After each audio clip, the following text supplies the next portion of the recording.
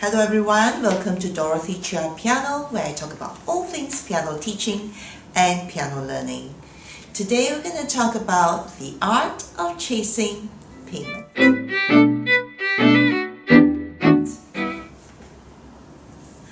Well, if you've lived in Singapore long enough, you would have noticed there was a big hoo-ha over Stomp, and it was reported in Mothership as well as the Straits Times, and it's regarding this bickering going on between a tutor chasing payment and the parent who had some dispute over WhatsApp. Let's take a look at that WhatsApp.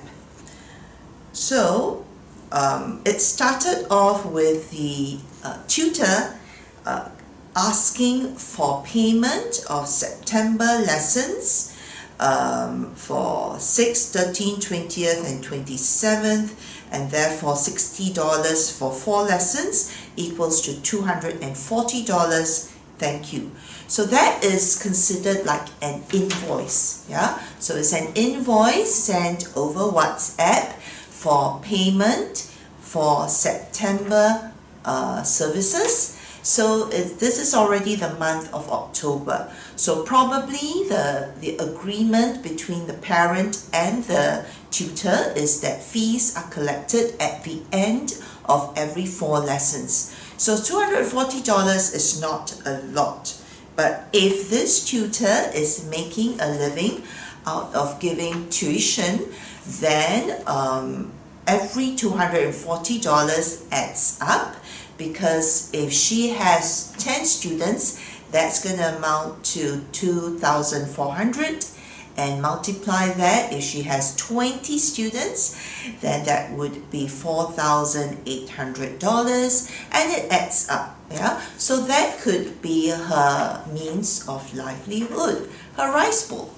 Okay, and if you are a freelancer, definitely you would invoice your customer for services rendered to demand payment. So that is industry norm.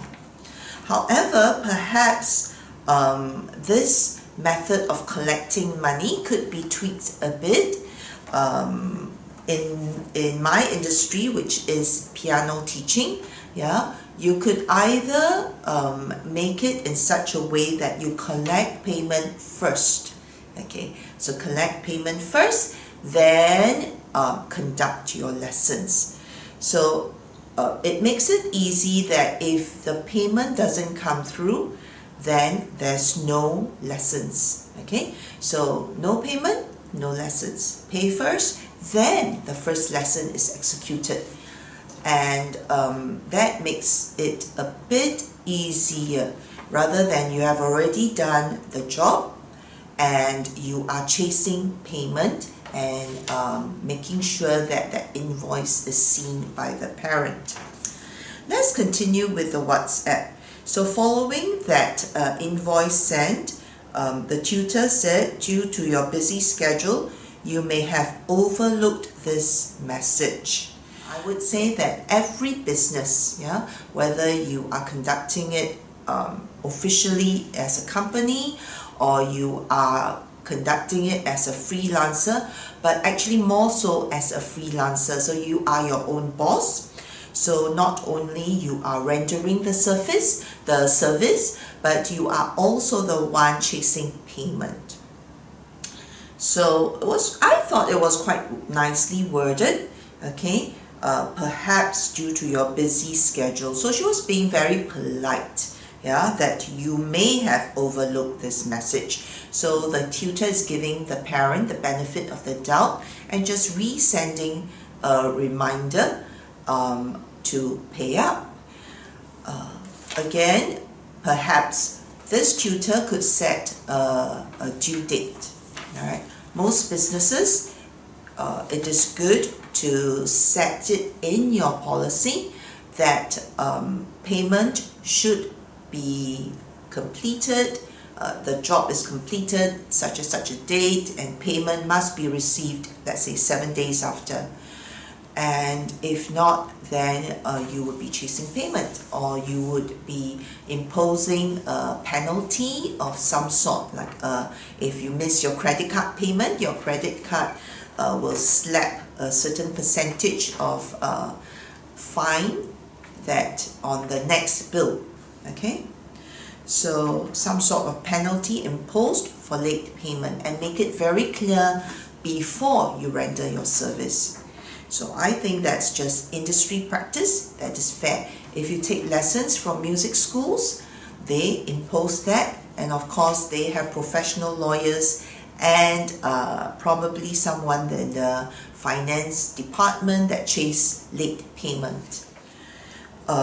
Here in this WhatsApp, the tutor is asking for an acknowledgement that you have received the invoice. Okay, I didn't read it as that I'm demanding you to pay immediately. I'm just asking you that in case you overlooked the previous WhatsApp that I sent you, please acknowledge that you saw this WhatsApp, the most recent one. Let's look at the reply from the parent. So the reply was, okay, let's look at the timing also. So the time was sent at 5:50 and then 8:49. Alright, so the invoice was sent at 5:50, so close to 6 o'clock. And 2 hours later, the tutor asked the parent to acknowledge that she has seen the invoice. And at 8:53, which was quite immediately after the second WhatsApp, the parent answered, and this was what she said: I'm still working. If I had the time to acknowledge your message, then I would have paid out the amount. I just sent you $240 to your mobile number since it is very urgent. So clearly the sentences are short. It is quite curt and impatient, and probably shows a frustration that you are eating into my time. I'm working, and since she's working still up to 9 p.m.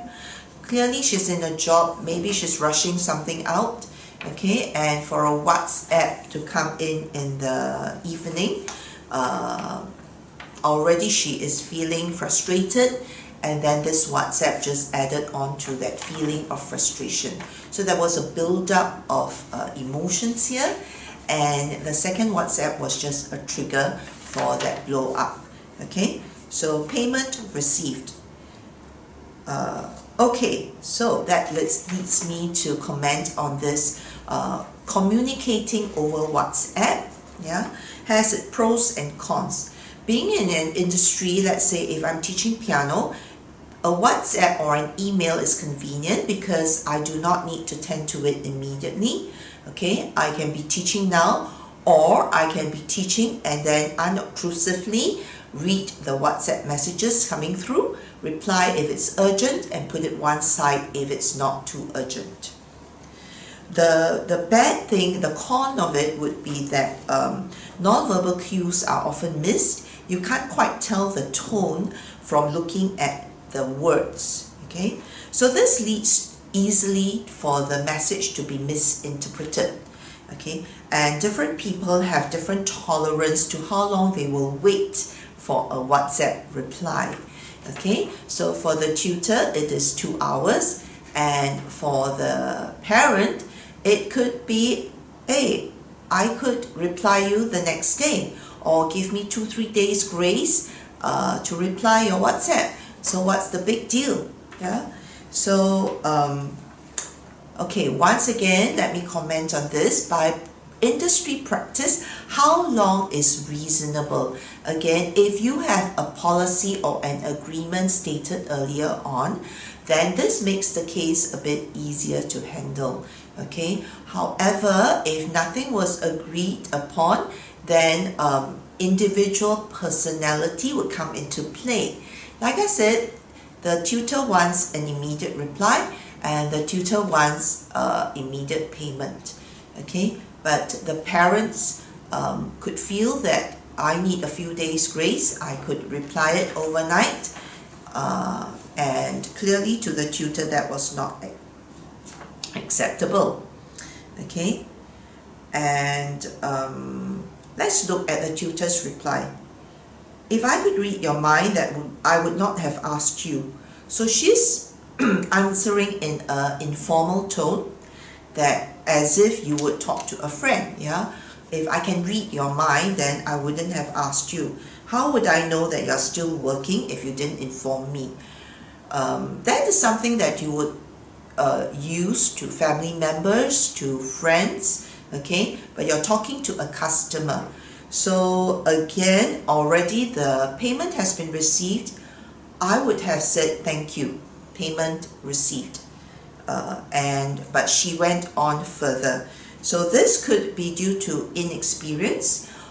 It could be due to not putting clear demarcations that when you are talking to a customer, all right, keep it professional, keep it to the job.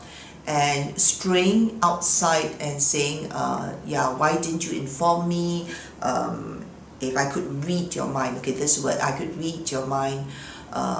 You're talking as if informally, and that just provoked even more reaction from the parent.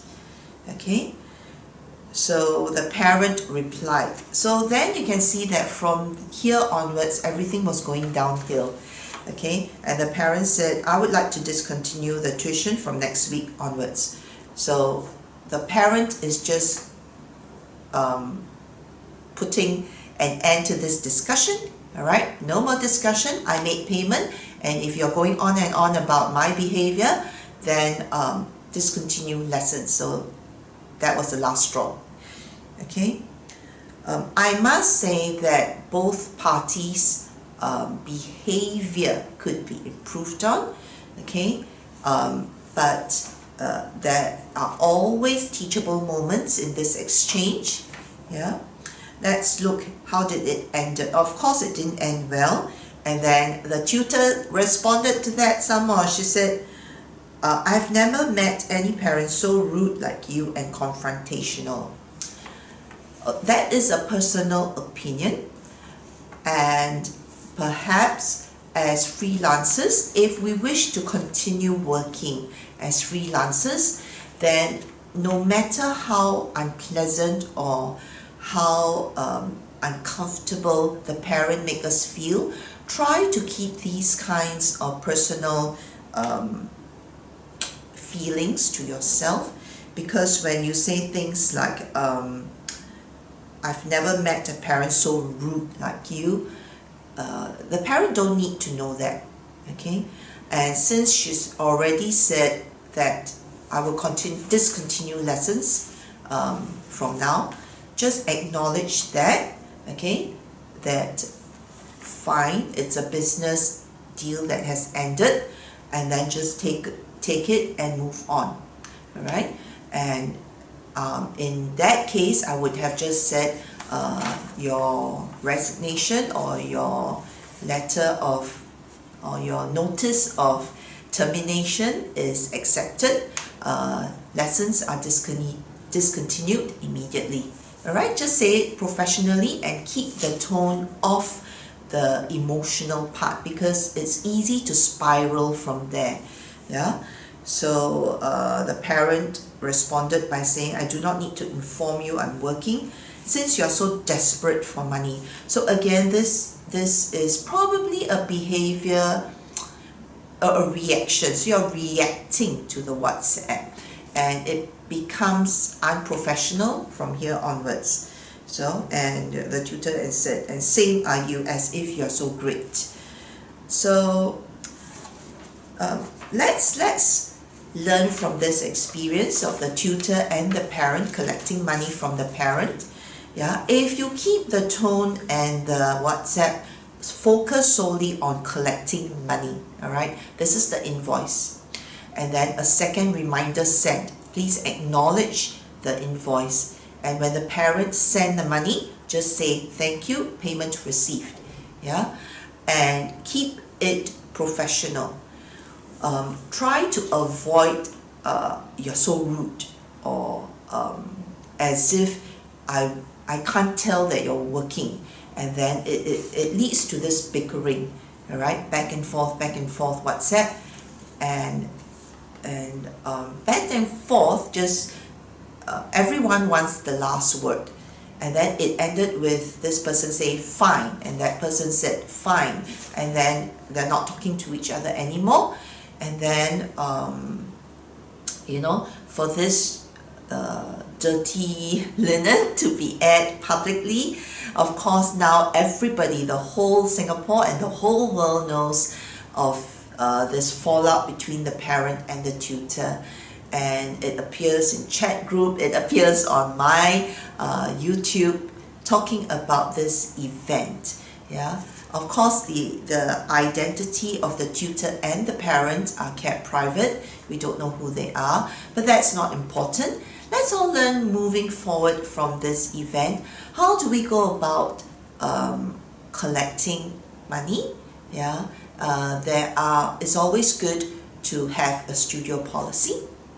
All right, keep the communication professional, and invoice, and then maybe have a second invoice sent, let's say 3 days later. And if payment not received, then you just stop teaching and focus on chasing payment.